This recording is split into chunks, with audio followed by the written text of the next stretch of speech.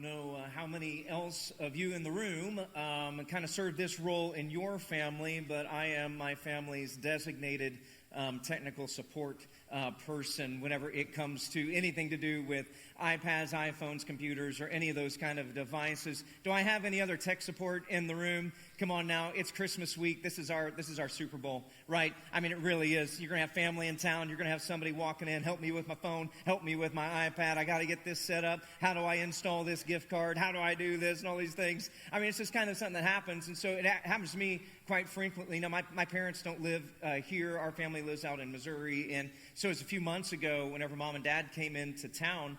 And literally the first thing that my dad said as he walked into the room was, "Good, now you can fix my iPad." You know, and so it's just kind of just because like my mom and dad, they've done this thing. I don't know what they've done. I don't know what it is, but somehow they have tied their Apple IDs together. And so now whenever you text dad, you actually are texting mom. Or if you're texting mom, you're texting dad, and you just don't even know what you're going to get. They're getting all the messages, and so they came in, and so I'm trying to be a good son and walk them through the technical support. And it's like, all right, let's go to our settings. All right, so that's this button. Okay, no, so no, this button, click that button there. Settings, spelled SETTINGS, click that. All right, now let's find our Apple account. We're going to find the Apple account, the iCloud account. That's what we're looking for. Click on that.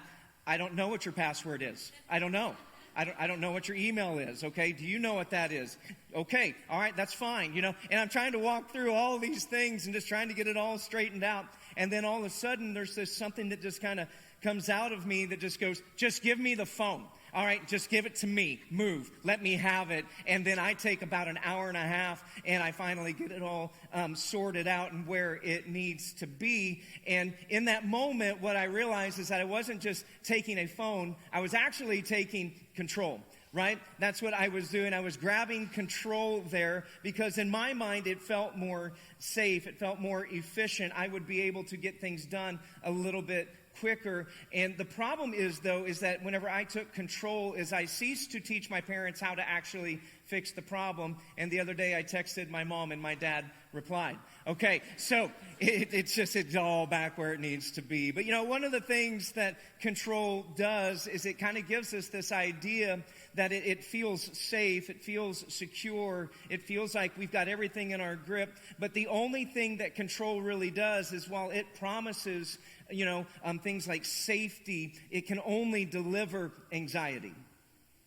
Because the harder we try to control things, the more pressure begins to rise in us. And the more we try to control, the more we realize just how little control we actually have. Is that not the truth, right?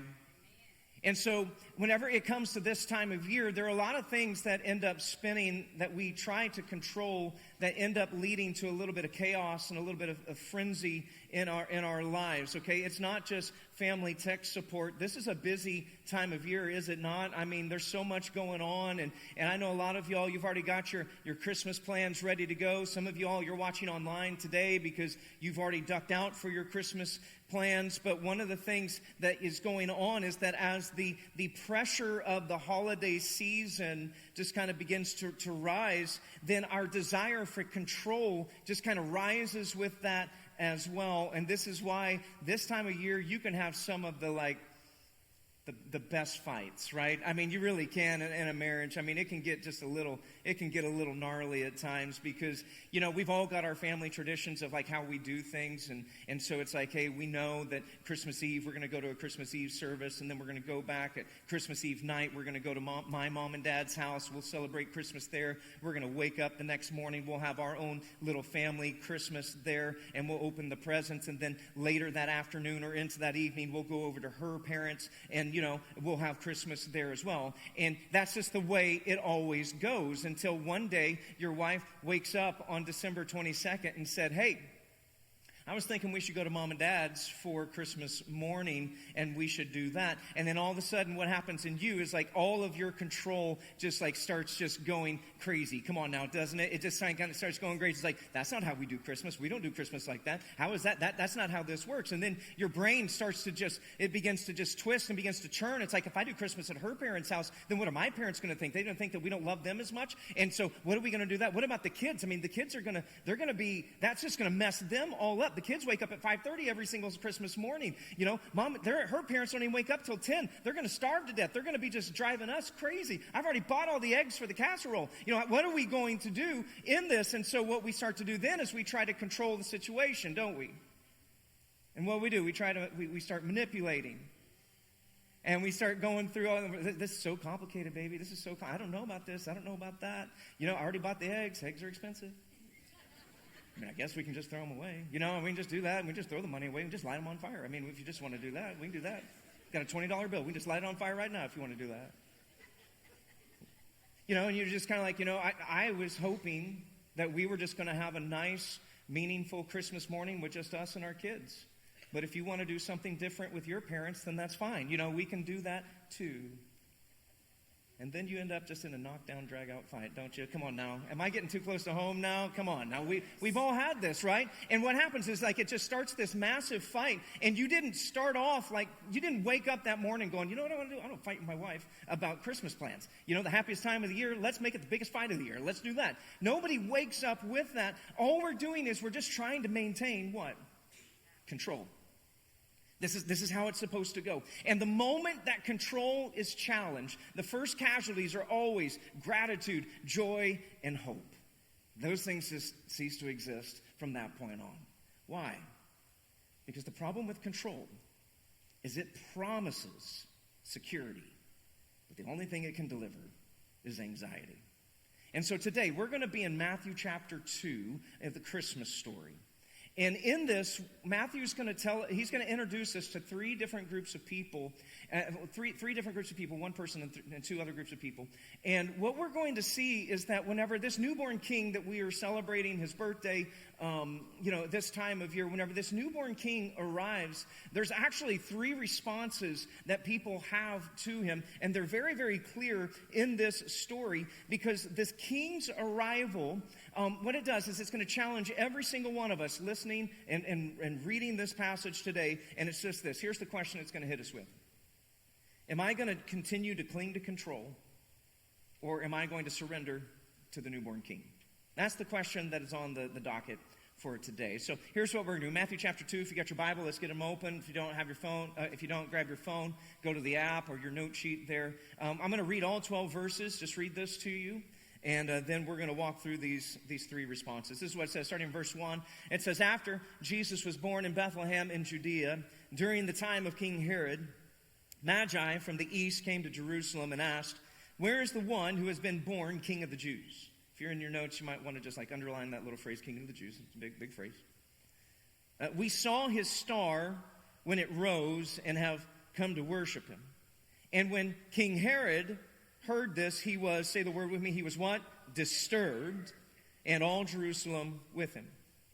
When he had called together all the people's chief priests and teachers of the law, he asked them where the Messiah was to be born. In Bethlehem in Judea, they replied, for this is what the prophet has written, but you, Bethlehem, in the land of Judah, are by no means least among the rulers of Judah. For out of you will come a ruler who will shepherd my people Israel. Then Herod called the Magi secretly and found out from them the exact time the star had appeared. He sent them to Bethlehem and said, go and search carefully for the child. As soon as you find him, report to me, so that I too may go and worship him. After they had heard the king, they went on their way, and the star they had seen when it rose went ahead of them until it stopped over the place where the child was. And when they saw the star, they were overjoyed. On coming to the house, they saw the child with his mother Mary, and they bowed down and worshipped him. Then they opened their treasures and presented him with gifts of gold, frankincense, and myrrh. And having been warned in a dream not to go back to Herod, they returned to their country by another route. It's Matthew chapter 2, verses 1 through 12. So here we go. Here are three responses when the newborn king arrives. Here's the first response we see in Matthew chapter 2. It's this. It's the response of Herod, and we'll label his responses. This is what happens when control is threatened. All right? Whenever Herod's control is threatened, this is his response. His control has now been threatened. Now Herod, whenever we meet him here, he's aging, he's old. He is physically failing. Mentally, he is unstable, like massively unstable. He has become hyper paranoid. So he is off his rocker. I mean, he is not in a good place physically, emotionally, or mentally. Whenever he was younger, he really was quite the politician. I mean, if you go back and you read the stories of how Herod was able to navigate things between Mark Antony and other guys and all these things, I mean, the dude is amazing. He was an amazing politician. His nickname would have been Slick Herod or something like that because he was just so good. He should have been executed. He picked the wrong team, but it didn't matter. He made it through. I mean, just an amazing politician. And he was very, very politically skilled, but he was also ruthless. Now, if you're going to hold on to power for almost 40 years like Herod did in this dangerous, dangerous world, you're going to need some tools in your arsenal. Tools like fear and intimidation. Tools like violence and annihilation. Because that's what he did. I mean, like the dude's first act whenever he becomes king and they appoint him as king over Judea is he had the entire royal family that was alive before him just executed. Just line them all up, get rid of them because I don't need any perceived threats hanging around this place after this. I mean, it got to the point later in life, he was so wackadoodled out that he thought his kids and his wife, one of his wives, were trying to usurp the throne and overthrow him. So he's like, well, I'll just kill him. And so he did. He just killed his wife, killed his sons. I mean, just loony bin. He even killed his son's barber, okay, because he thought the barber was in on it, all right? So, I mean, the guy was just completely out of his mind. And the reason that he was so just fearful is Herod knew a really important fact about himself. He was an illegitimate king. He had no right to the throne. He wasn't from the line of David. He hadn't been handpicked by God to be the king of the Jewish people. He had been installed by the Roman government, a foreign government, to keep the peace because there had been too many uprisings of the Jewish people over the years in their captivity. And so they're like, Herod, your job is this. You keep them quiet. You keep them quiet. You get to keep the kingdom. You don't keep them quiet, we'll kill you. So he knew what his job was. Got to keep these people quiet. And so that's what he does. He is keeping peace with an iron fist. So whenever these magi show up and they say, hey, where is this baby that has been born king of the Jews? Immediately Herod's just like internal anxiety just flares up because this is not a good deal, right? Because here's the thing about kings. There can only be one king in a kingdom. You understand this, right? There is no such thing as co-kings. It doesn't work. And Herod knew that. And so if there's a new baby that has been born who's to be king of the Jews, then that means that this baby is a threat. And so that is why Matthew says he was greatly disturbed. He's freaking out is what is going on. But Matthew also tells us that it's not just Herod who is greatly disturbed. It's actually all Jerusalem with him that are greatly disturbed as well. Because here's the thing about Herod. The Jewish people knew this, is that whenever Herod gets disturbed, people tend to die. And if he is upset, that means we got to be upset because anytime that there is panic in the palace, there's going to be crisis in the streets. And so we got to be on our guard because his fear never stayed internal because what is going on for him is he's just going, oh my goodness, everything that I thought that I was supposed to be doing is now being threatened. And so this illusion of control that he has lived with for 40 years, that he's got it all under his grip, it is now falling apart. He believed that all he had to do is if he could just stay in control, then he would be safe. But the moment that Jesus shows up in the story, that illusion collapsed. Because if God is actually the one in control, then Herod is not. And listen, Herod doesn't fear God, but he does fear a competitor. And so he is like, I can't have this. His control has been threatened. It's not leading him to peace. What does it actually lead him to? Well, look at it. It leads him to manipulation. He brings the scribes in. Hey, tell me a Bible story. Hey, real quick, I got a Bible question. Just tell me what's going on here. Not because he actually wants to know what the Bible has to say. He's doing intelligence gathering. He brings in the Magi. It's like, so when did that take place? Just so, because I'm curious. Because I'd like to know what the age of kids it is that I need to murder. Okay? That's what is going on. It leads to deception. He's like, because I'm going to go and worship that baby, which is liar, liar, pants on fire kind of stuff, right? And then it leads to violence, which you know the story, as it just kind of goes along as well. He ends up wiping out kids in that small little town. Because when control is everything, then there is nothing that is off limits whenever your control is threatened.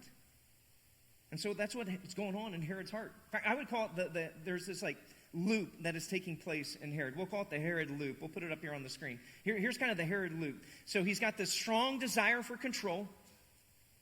And so as long as things feel like they're under his control, everything's good. But the moment that there is a threat that is introduced to his control, that's what causes the fear to rise up, which leads him to going, okay, now I got to manipulate the situation. So I'm going to manipulate the scribes, manipulate the Magi. I'm going to manipulate things by trying to wipe out any kid who could be this threat to the throne, which leads to chaos.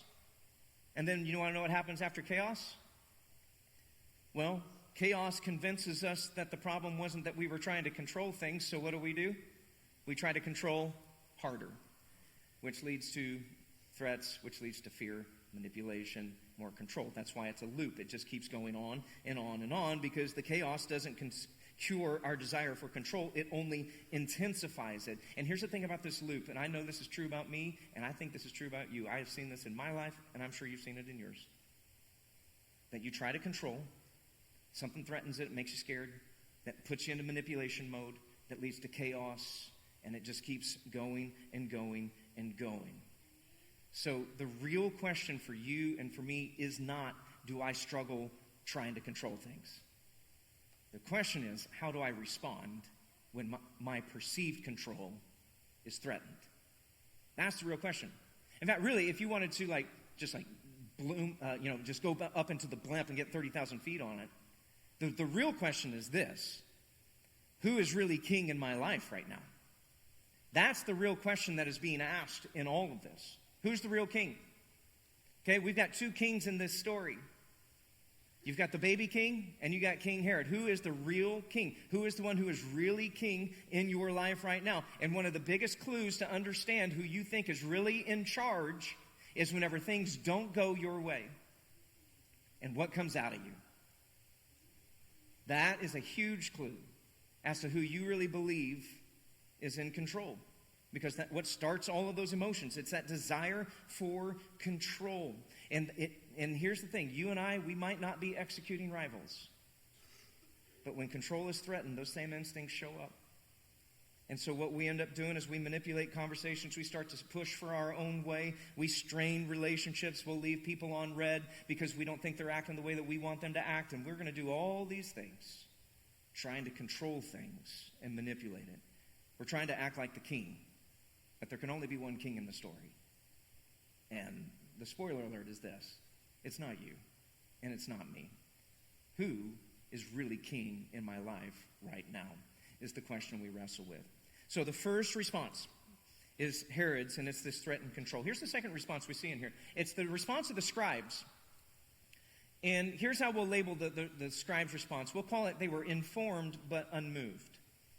Informed but unmoved. Now, there's only a brief mention. There's just a couple of mentions of them here. But I think we should pay attention to them because Herod asks him, brings him in, hey, where's this king supposed to be born? And you notice here, it doesn't say that they broke off for discussion. They didn't debate it. They didn't do anything like that. They just immediately give the answer. It's like, oh, the king, the baby, he's supposed to be born in Bethlehem.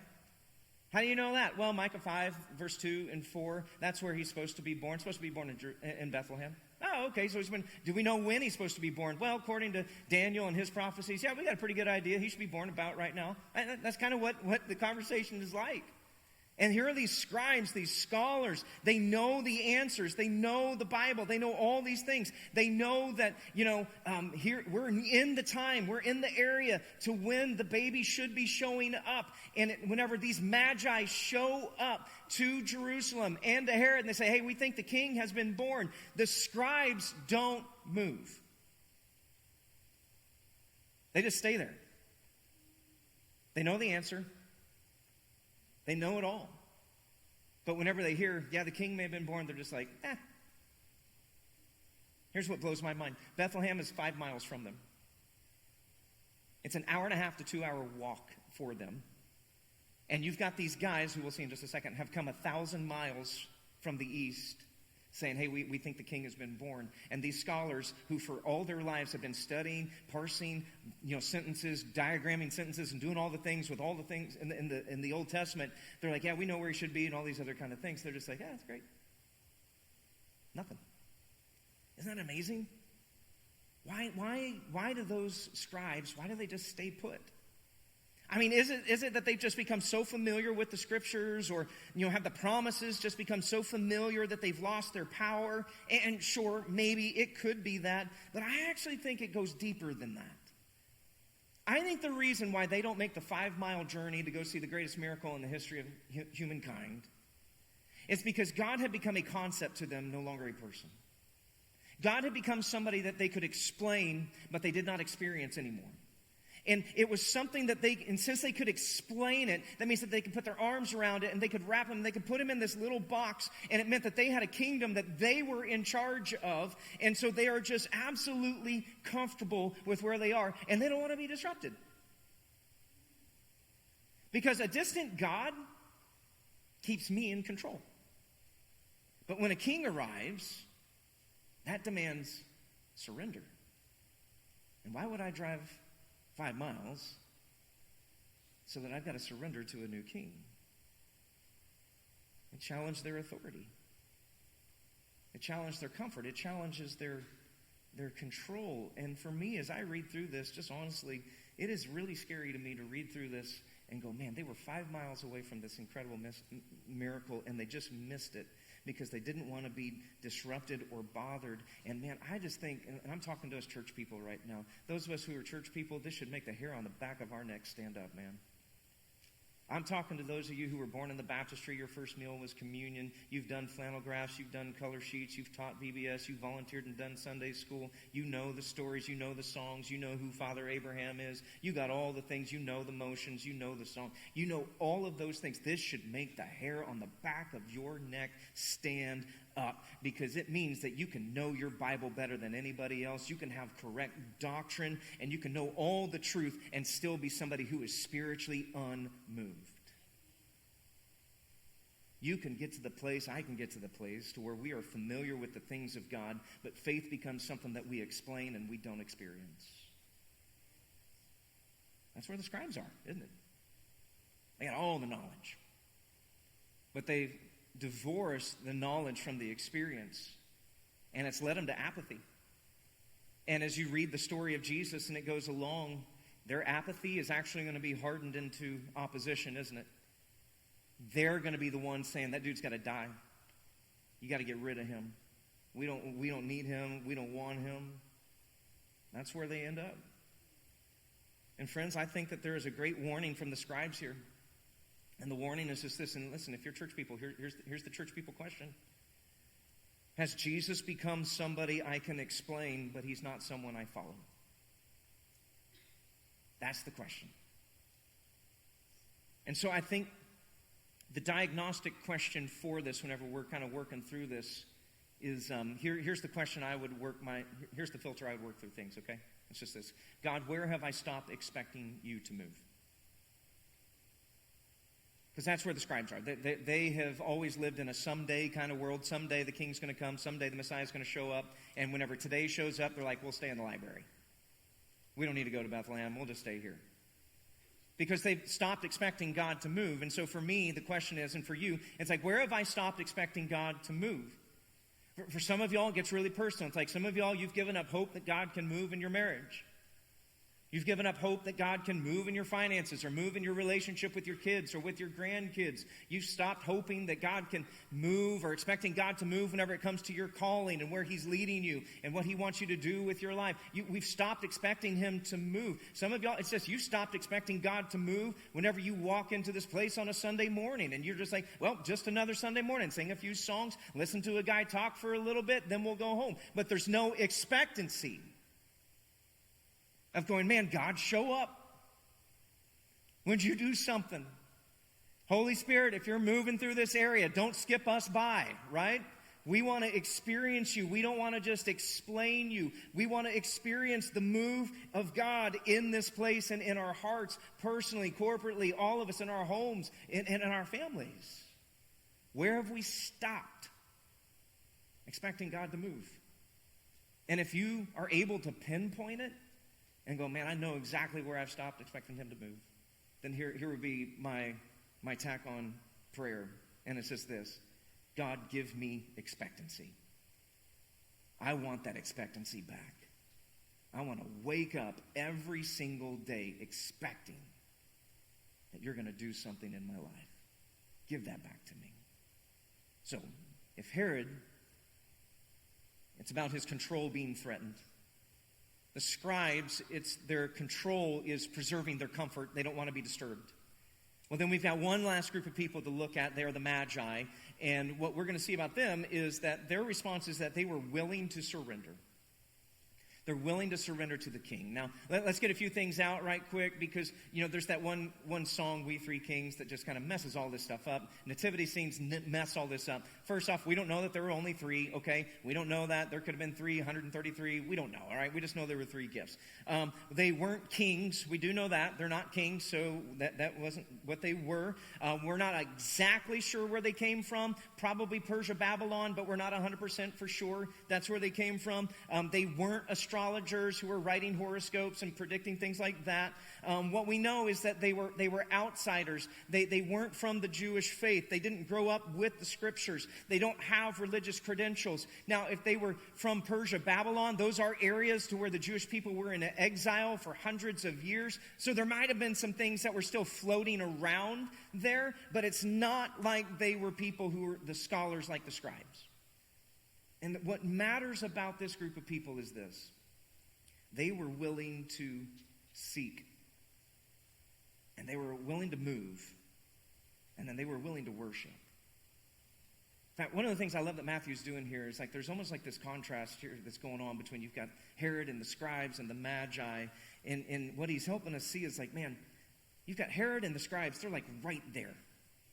They have proximity running out their ears whenever it comes to being close to the things of what God is doing. But these guys are the farthest away from God, literally almost 1,000 miles away. And so what Matthew is helping us see is that sometimes the people who are farthest from God are the ones who are the most responsive to the king. They have less authority than Herod. They have less information than the scribes. And they have more faith than both of them combined. All they had, look at it, verse 9, was a star and a promise, right? That's it. Just like the entire Christmas story. Nobody's been given the entire plan. It's just here's what you get. You get a star and a promise. Just follow that star. Okay, I'll follow the star. And that's what they did. And so they just go. And whenever they get there, it says that they rejoiced with exceedingly great joy. They were overjoyed. They were losing their minds just like they had opened up a Nintendo 64 in 1996, right? It's just this losing their minds. Why? Because they found the king. They found the king. And they're able to surrender to that king. And whenever you surrender to the king, that replaces your need to control everything. Because whenever you truly find the king, you get to go, this is amazing. I don't have to be in charge anymore.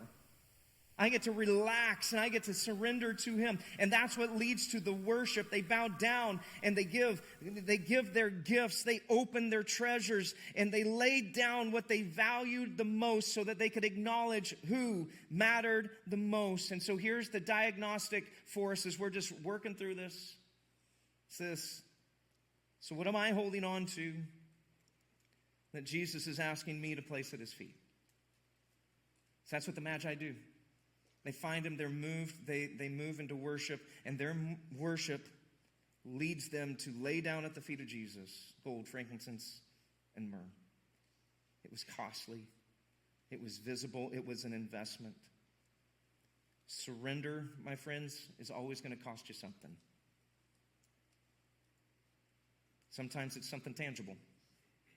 I mean, it could be gold, it could be silver. Sometimes it's going to be your control. Sometimes it's going to be your comfort. Sometimes it's going to be your self-protection. It's going to be all kinds of things. But the question that we wrestle with is like, what is the one thing that I'm afraid to release and lay at his feet?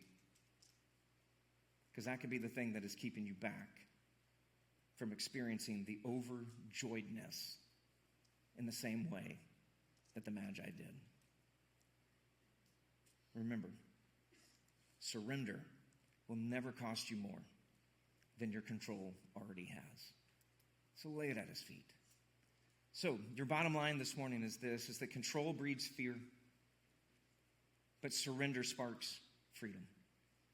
That's the way to true freedom, is whenever we loosen our grip and say, I am not a very good king. There's another king in the story, and it's not me. And we loosen up our grip. We surrender that, and it sparks some freedom. So my challenge to you this week is just to name one area where you're clinging to control. And then just pray, Jesus, I trust you with this. What is it that you're trying to control? Some of y'all, you've walked in here, you're white-knuckling things, man.